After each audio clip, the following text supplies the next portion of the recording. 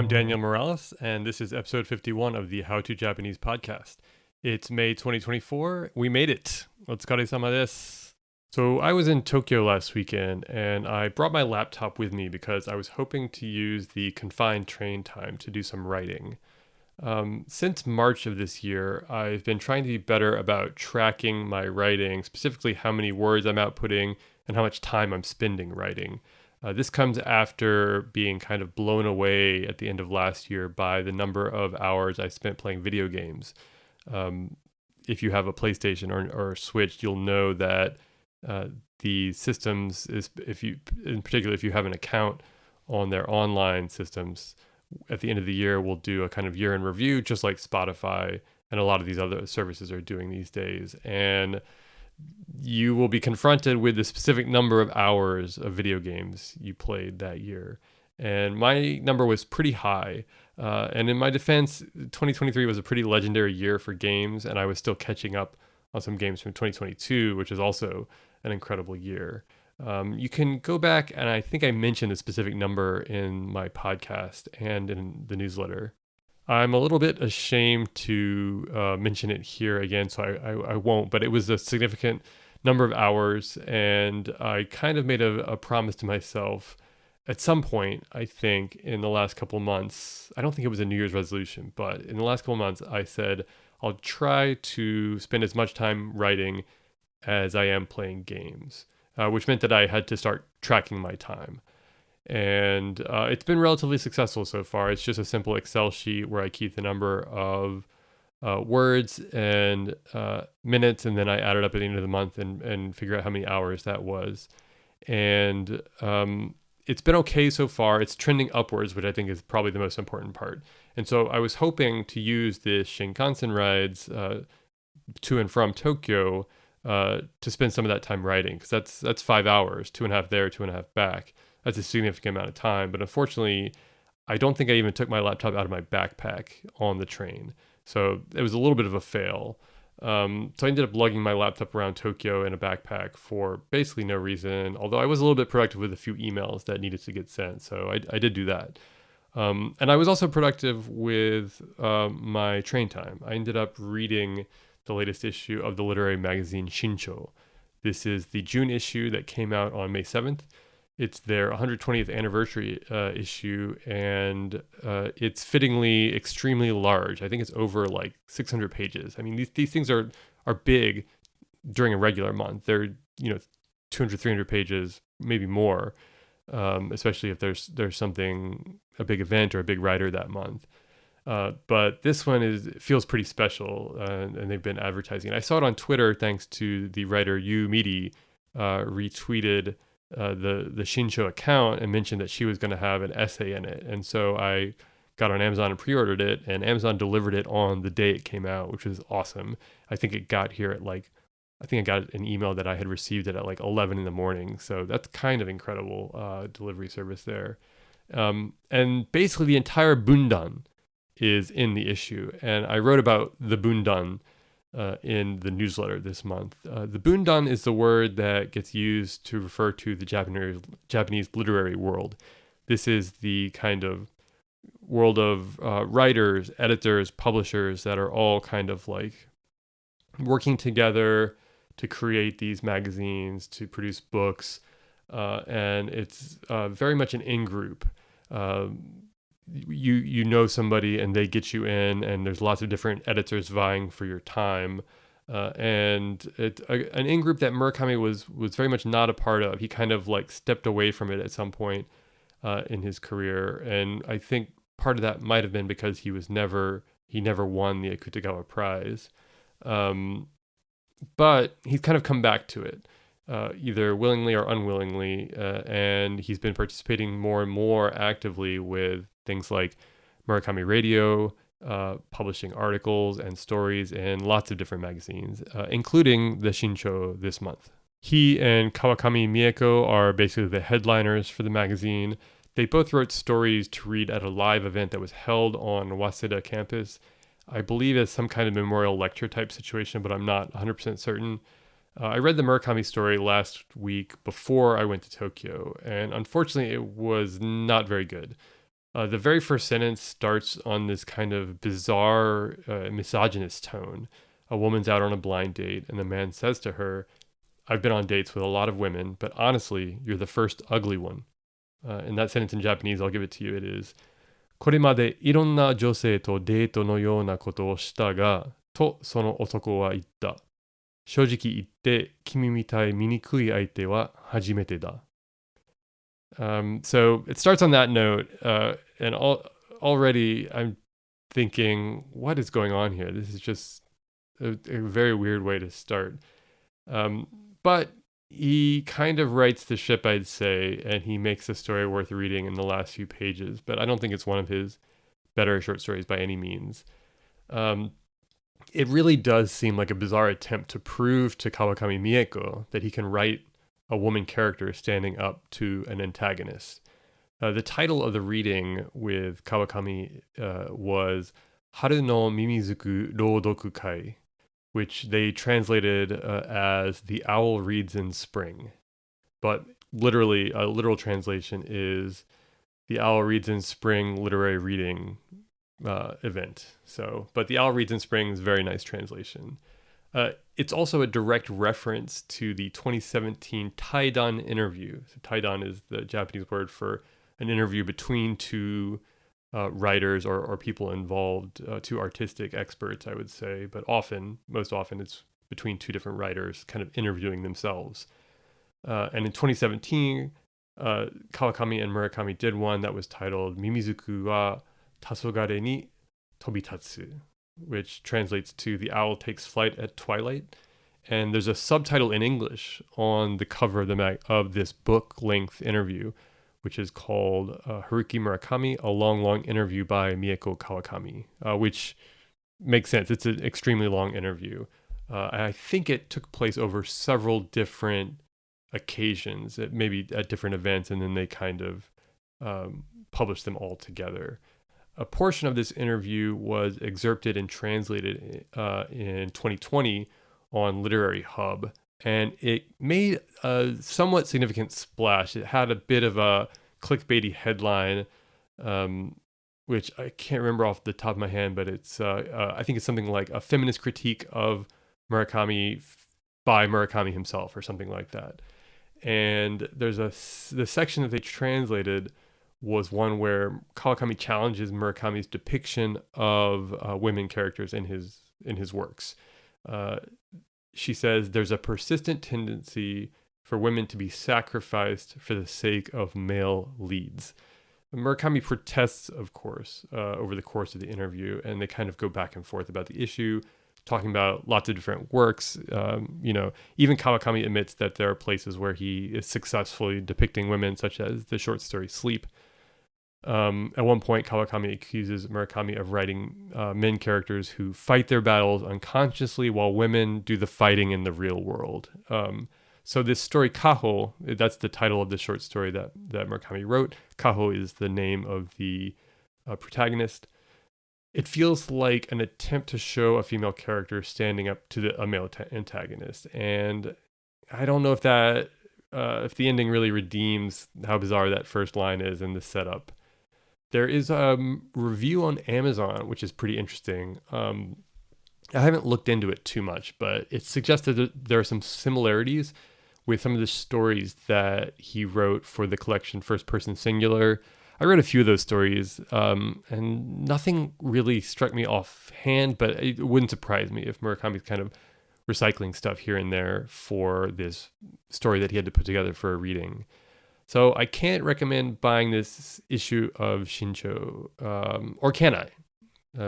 I can't for the Murakami story, but and I'm not sure I can yet for the other fiction stories either, mostly because I haven't read them. But there are some huge names in here. The entire Bundan, basically, all the literary world is in this magazine. Yoshimoto Banana, Enjo To, Machiya Ryohei, Kanehara Hitomi, Kawakami Hiromi, Yamada Amy, they all have stories. There's tons of other writers that I'm not familiar with that I'm sure have reputations that meet or exceed these writers, and I'm sure they're probably pretty good, and you should read them. I'm going to try and get to some of them, but I'm really focusing on the Zuihitsu. That is why I would recommend paying the 1900 yen for this, what the Amazon reviewer calls Tonikaku Omoi magazine. The Zuihitsu section is fantastic. There are 34 writers that include Zuihitsu. What are Zuihitsu? Zuihitsu are generally, you'll find translations that refer to them as miscellaneous writings, jottings, essays. They are a genre of writing that has a really long history that dates back to the pillar book writings of Sei Shonagon. And they've morphed into what are essentially short nonfiction essays. But obviously, there's a lot of different ways you can go with that. People are very creative with Zuihitsu. And there are some great names included in the list of writers that participated in the themed Zuihitsu for this month, which is Sousaku no Chisana Shinjitsu, which loosely translates to something like a small truth about creating. These writers include Murata Sayaka, Takahashi Genichiro, Matayoshi Naoki, Ogawa Yoko, Ekuni Kaori, Yu Miri, and plenty of others that, I'm sure their reputations meet or exceed the reputations of these writers that are the ones that I just happen to be familiar with. There's a number of reasons I would recommend Zuihitsu, especially for advanced beginner and intermediate Japanese students of Japanese. The first is that they're short. I think that's something to celebrate because finishing reading something is absolutely a win, whether it's a short story, a novel, a volume of a manga. There is a sense of satisfaction that comes with completing something. You can kind of put it aside, take a break, take a breath, consider the work as a whole, and say, yes, I did it. And that's an extremely nice feeling. And if you can kind of line up wins for yourself, especially like kind of early on in your studies, you create this kind of virtuous cycle where you will continue getting these wins, continue feeling that sense of completion and satisfaction that will then encourage you to seek it out more and more. And if you can create kind of like a ladder up to longer works, I think it's an excellent strategy to kind of get yourself reading more and more in different ways. So Zuihitsu are perfect on that level. The ones in this magazine in particular are 2 magazine pages, which they're each page is 2 columns. So you could divide it up into 4 sections, read half a page each day if you're on a beginner level, or if you're more intermediate, you could do 1 page each day, or even just try and knock out 1 full Zuihitsu each day, which is great.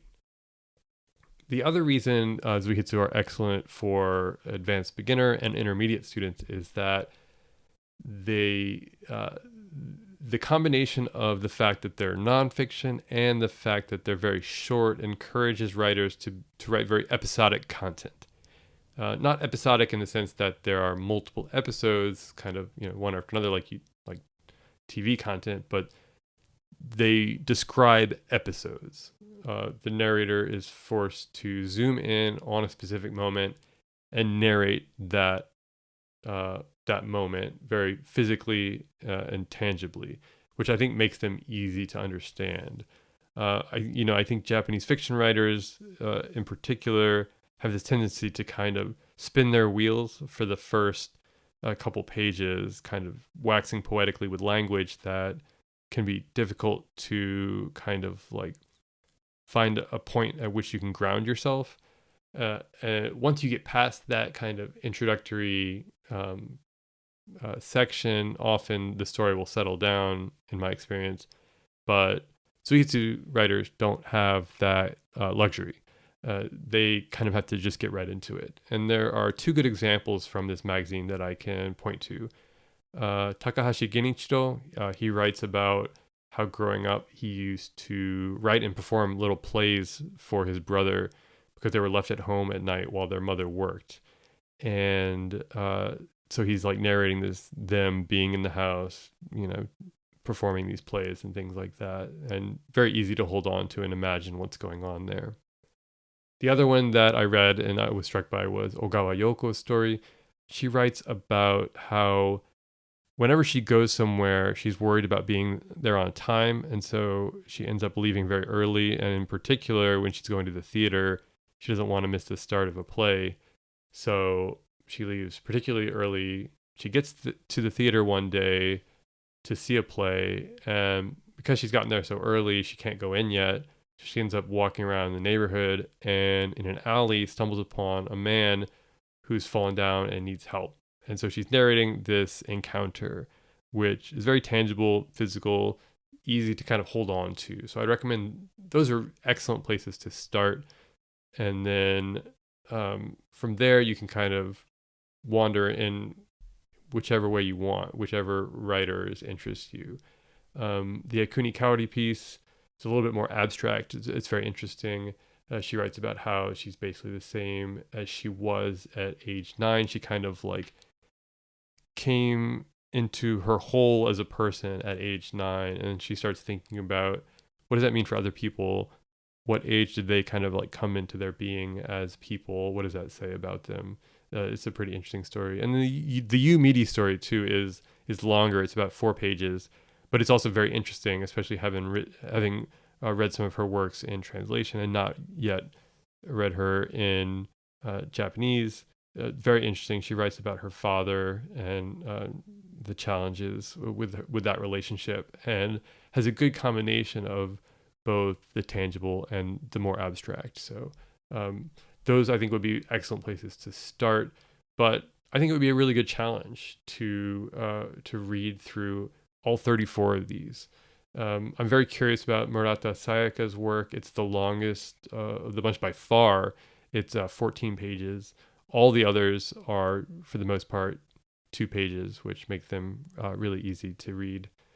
And getting through all of them, you get a quick sample of a huge range of writers. You're going to be exposed to different writing styles, vocabulary, content, perspectives, and people that you may not have otherwise encountered. And from there, you can go on to explore more of their works. Maybe you find somebody who really kind of like inspires you to read more and more and build more wins for yourself. Or you can explore more of the Zuihitsu form. You can start looking for it in other literary journals or in other formats. But either way, I think maybe this is only a me problem, to be honest, but the more authors you read, I think the more likely you are to get beyond Murakami's influence. And I think that's probably a good thing these days, especially given the quality of the work he's putting out. Even if I probably can't kick the fanaticism myself, maybe this is a good way for me in particular to explore other writers, get a sense of who's doing what kind of writing on a month-to-month basis in the Japanese literary world. And in the Iro content this month, I've got some interesting links and some interesting photos on the newsletter. So give that a read and also check out my blog post. The first thing that I mentioned, actually, this is a nice heads up, is that the copy of Shincho that I just talked about, that I wrote about in the newsletter, is apparently selling out online. I think I saw a Kinokuniya Twitter handle. I think that's what I included in my newsletter. I think they mentioned that it's selling out online, but they still have copies on the shelf. I'm recording this on May 18th. So if you're interested, I would say move quickly. Go ahead and try and get one from a bookstore soon if you can. And if you can't find any there, I would just wait a little while until you can find one online. There are some already available online. It does look like the tembaya. Tembaya is the word for people who are flipping physical goods online. Mostly this refers to people who are buying like video game related goods, especially the Ichiban Kuji, the kind of, God, I don't know what you call those. It's the video game related goods that are sold by like a raffle chance at convenience stores. You go, you buy a ticket, you unwrap it, and it tells you whether you've gotten a prize, A, B, C, D, E, F, G, getting A being the rarest, and F, as you go down the alphabet, getting increasingly common. And then there's a prize for the last kuji, the last ticket in the box. And if you get that, you get some prize in particular. So you often have these people buying up the last, like, however many tickets in the box because they really want that last one prize, as they call it. But the Timbaya have apparently gotten their hands on the June issue of Shincho, which is ridiculous. But fortunately, the markup only seems to be around 600 yen at this point. So it's the regular price is 1,900 yen. It seems to be selling for somewhere between 25 to 2,700 yen. I haven't seen anything much more than that. So that's like, 600 or so yen markup, which is bizarre to me because a good chunk of that's going to be eaten up by the fees from Mercari and from shipping. So I don't know what the benefit is in that unless you're selling hundreds of these copies of Shincho, which I doubt is the case. Um, there are also some quote unquote used copies listed on Amazon. I think they're used, but I think they're new, but they're just sold by kind of independent sellers on Amazon, so not Amazon directly. Those seem to be around that same price, 2,300 to 2,500 yen. That suggests to me that maybe these are semi-professional organizations that are selling all sorts of stuff on Amazon and just benefit from having tons and tons of stuff available to buy. So yeah, I don't know. I would say if you're looking for a copy, I think the price will settle down, and I have a good reason to think that. The reason why is because in writing this and prepping for this podcast, I was reminded of the 2004 copy of Bunge Shunju, which was the issue that announced the Akutagawa Prize winning stories for Wataya Risa and Kanehara Hitomi, who were at the time the youngest winners for that prize. I don't know if that's been beaten or not. I can't remember, but they were the youngest winners for that prize at that point, and they were two women, and so it was a very big deal. And that issue also sold out. But fortunately for me, they printed tankobon copies of both novels, hardcover copies of both novels, and was able to buy them. And those ended up being the first novels I ever read. I've written about that at a couple of times. I don't know if I've written about this though. I feel like I have it somewhere. I just couldn't track it down. And I eventually did get my hands on a copy of that magazine a few months later. This was while I was studying at Waseda, and then I was living out in Edogawaku on the Tozai line in this kind of this dormitory that was for students. It was all men, and everyone kind of just had their own room. There was no social life at all. So it was good for me for studying, bad for me in terms of like socializing. And then when I finished my year, I briefly moved to this apartment closer to Waseda, which is a bit ironic, living away from campus during the year and then moving to campus after I finished. And at that point, I could kind of walk home from one of the Oedo line stations when I was going to and from Shinjuku. It was a long walk through this residential neighborhood up this hill to where I lived. And one night, as I was walking home, I kind of like came across a stack of magazines out in the street under a street light. Clearly, somebody had put out their recycling the night before, and I remember being like, that's bizarre. What's this magazine on the top of this stack? And of course, it was this Bunge Shunju issue that I quickly took for myself and brought home. And I took it more as a keepsake than anything else, because I don't know if I ever really like looked through it again, other than maybe to glance at the comments from the reviewers about those two novels. And then I threw it out at some point when I moved house over the next 20 years, back home to New Orleans, then from New Orleans to Chicago to Yokohama, and then Yokohama to Osaka. But I just checked on Mercari, and there are copies of this 2004 Bunge Shunju issue for 300 to 400 yen, which is kind of a nice thing to know. Like if I wanted to get another copy, I could get one for really, really low price. So I do feel like the price of this issue will also settle down. I don't know if it'll get that cheap, 300 yen cheap in the near future, but I'm sure there would be people who are trying to get rid of used copies at some point. The other place you might check is Jimotei. Jimotei is how you would Romanize that, but Jimotei is another site for um, mostly giving away used items. And I've been relatively successful at getting rid of some stuff that otherwise probably would have had to pay to get rid of. So that might be another good place to check out. So yes, best of luck trying to get your hands on that issue. Don't waste any time. Go this weekend to the bookstore.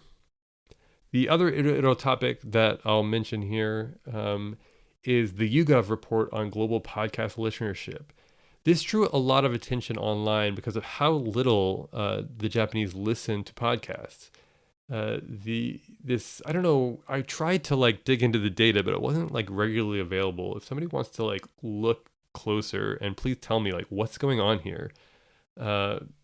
I'd be very curious to know, because what it found was that only 10% of Japanese consumers listen to an hour of podcast per week or more, which is an extremely low rate. You'll have to go to the link and click on it because it has a really clear to understand chart that shows that is just dramatically lower in Japan, like dramatically lower.